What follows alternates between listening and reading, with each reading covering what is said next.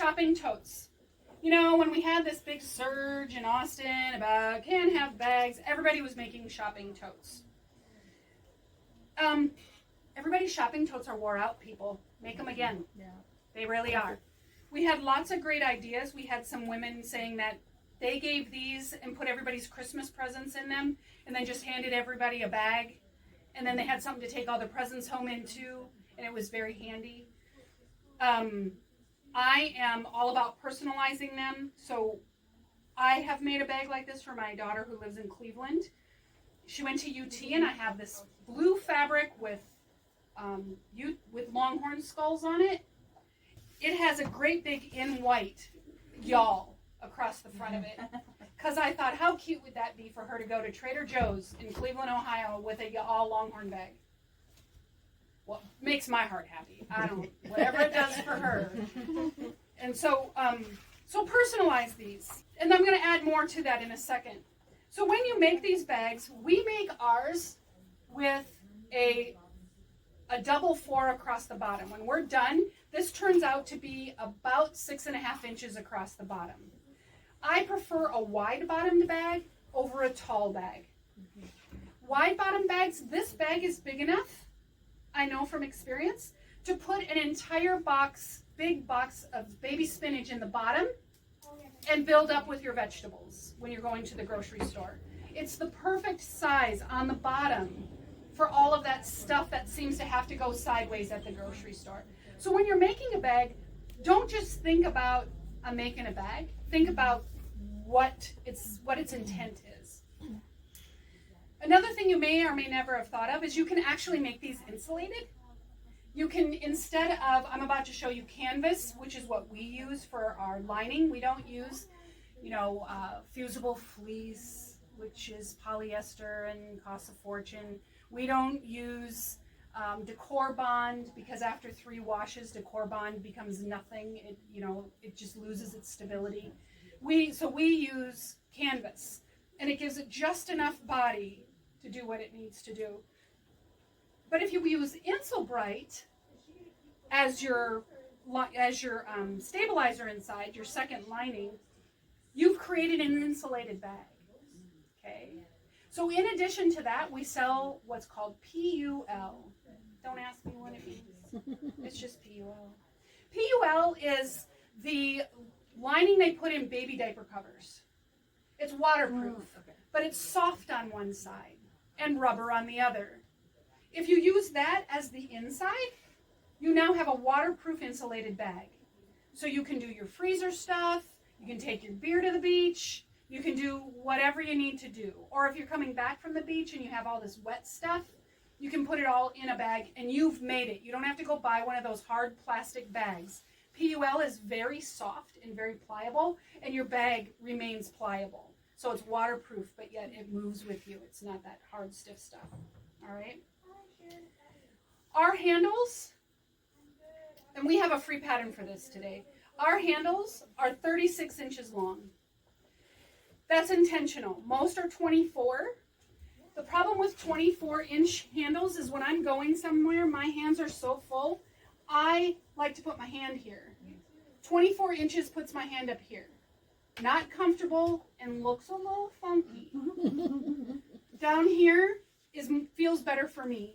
And this is a 36-inch, not finished, 36 sewn in, okay? So that's another thing to know about those. Back to the insulated bag, people, the first thing they said is, well, that's all great, but it's not very insulated if you can't close it. And I'm like, oh, okay, you're right. So to do that, you would apply a button and you would top stitch on or tack on a little loop, fold this over, grab your button. You've now closed up your bag, and believe it or not, these fold back really cute and it stays closed, and you can still carry it and you don't have to worry about it. Okay, works beautifully. These can be used for lots of things. Well, Jessica, that's great. How do I make it?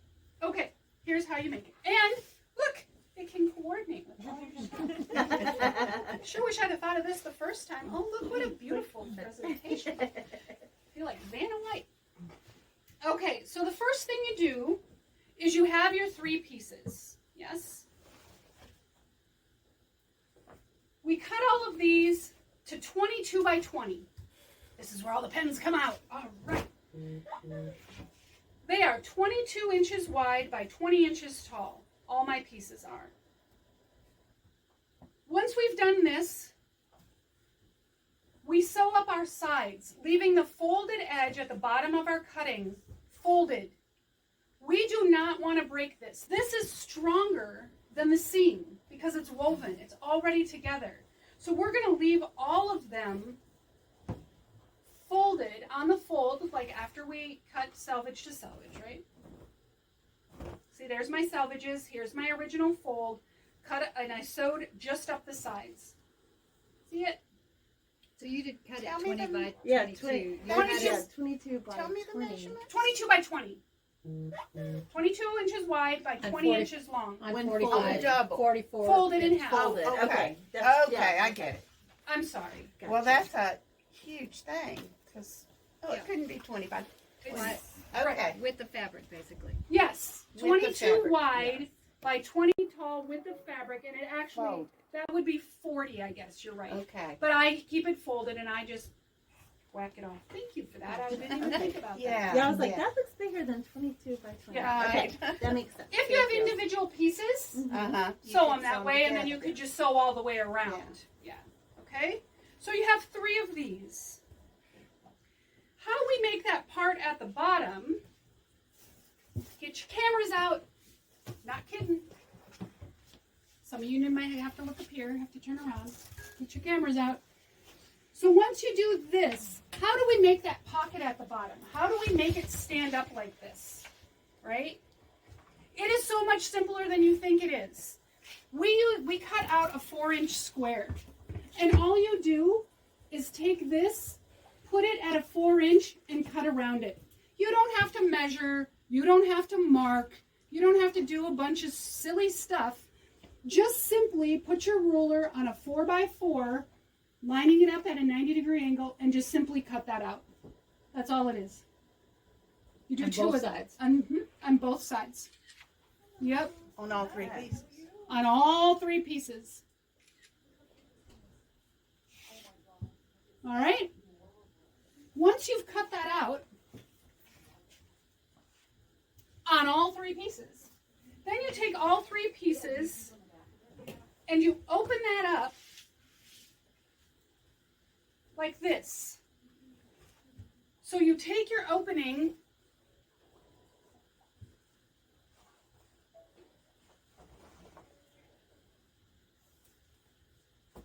like this. This is another way they show you. You do it like this, you sew, and then you cut it off.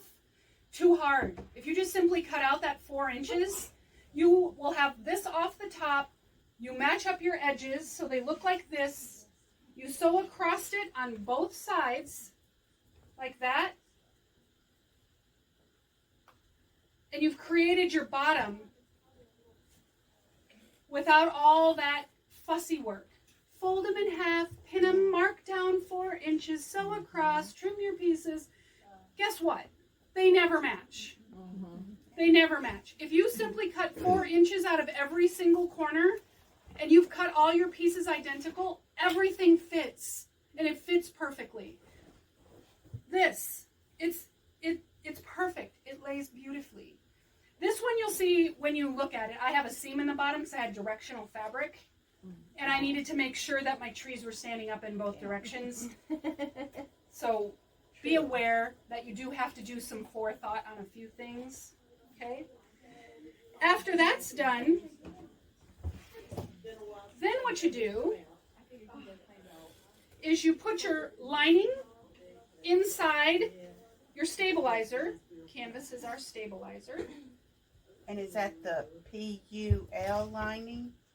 Or is Could that, be. Oh, so it could be any It could be lining whatever that you want. decide. Okay. Whatever you want. It could be Insulbright. It could be, Cotton. yeah, anything Okay. you want.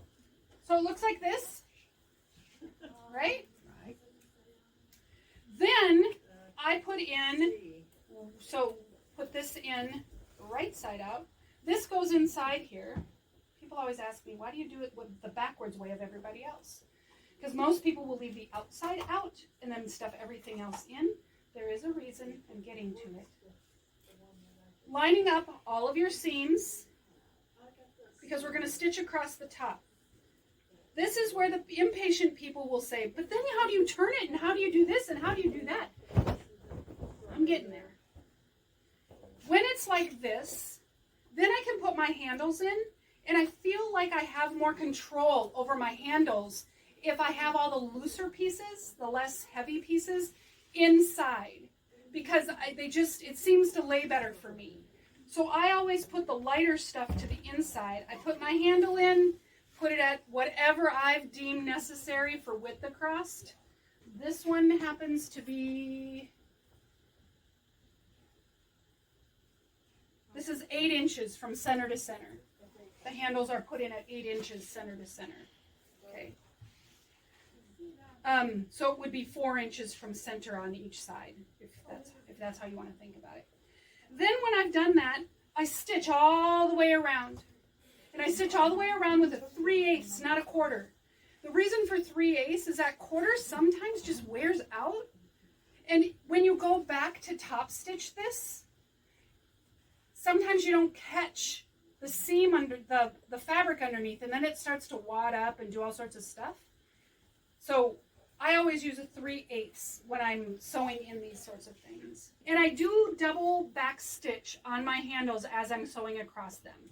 I'll sew across and back up and across and back up and then move on. Okay. Okay? Because I don't want to do that on the outside. I want it pretty on the outside, so I only do it on the inside. Okay? When this is all done, how do you birth your bag? I actually turn my bag right side out. And when you turn it right side out, you're left with 2 pieces like this. And this is what it looks like, right? Then I pull my little seam apart and I open it up again where I want to turn my bag. I open it myself. I don't leave an opening. The reason I don't leave an opening is because when I'm not done yet, I want to put a loop in and for a place to hang my keys. I want to use this opening for other stuff sometimes. The other reason is a lot of people do it at the bottom. The problem is it leaves this groove. Dirt gets in there. The bottom is where the most weight is. It gets the most wear. So I always want mine on the side. And as you recall, unless it's directional fabric, I don't open the bottom of my bag. So I always leave it completely closed, and then I open up my own space wherever I deem necessary. And I don't want to have to hand turn my top and stitch it closed. It's too pretty. That's what everybody sees. Okay? Now, I am about to brag.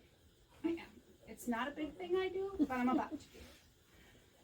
You will notice that the top stitching on the top of my bag is perfect. Literally, it is perfect. You're welcome to pass it around. The reason it's perfect is because I use a stitch in the ditch foot.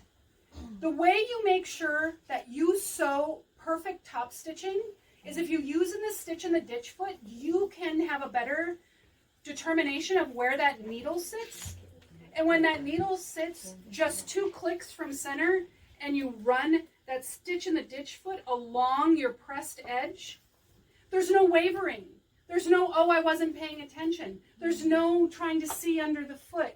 It literally rides on that little edge and gives you a perfect, perfect top stitch. You'll notice all my curtains too. I use a stitch in the ditch foot for everything I hem. It gives you a much straighter hem. That stitch in the ditch foot, that is a necessity. And I don't know why they call it a stitch in the ditch foot. It's also called an adjoining foot. If you cannot find a stitch in the ditch foot, buy what's called an adjoining foot. It's the same foot, but under a different name. A stitch in the ditch foot, as far as I am concerned, came, the application of the name came later because people wanted to use it to quilt, but it cannot be attached to a walking foot, so what good is it, right? unless you have a machine that has interchangeable feet on your walking foot, which now is coming for a lot of machines. It was an adjoining foot because when you're, like with your rugs, I used an adjoining foot or a stitch in the ditch foot. You push those two pieces up against the blade, they're guaranteed to run through at center and evenly, right? And they are adjoining two pieces. And that's how it looks so straight. Stitch in the ditch foot. Okay. Now this is the one for my machine. I have a Brother 3050, and that has a walking foot with interchangeable feet. Most of you will see this and it will look like just one of your regular snap-on feet.